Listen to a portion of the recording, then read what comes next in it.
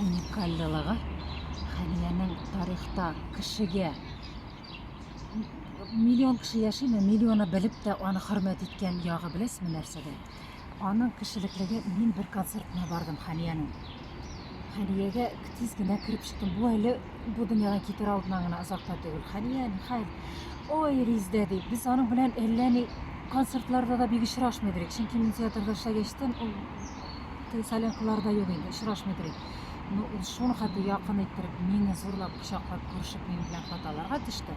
Һәм ансы гына да түгел. Ул мине, мин аларга концертына килеп, үзе шундый зур шәхес булып концерт вакытында була торып, ул мине бастырып, бөтен халык алдында минем якыным, танышым, артисткабыз дип зурлап, зрительный залда бастырып, миннән кул чаптырды. Сез беләсезме, мин бу бары тик гениальный кешеләрдән генә, уникальный кешеләр генә эшли ала торган эш түгел.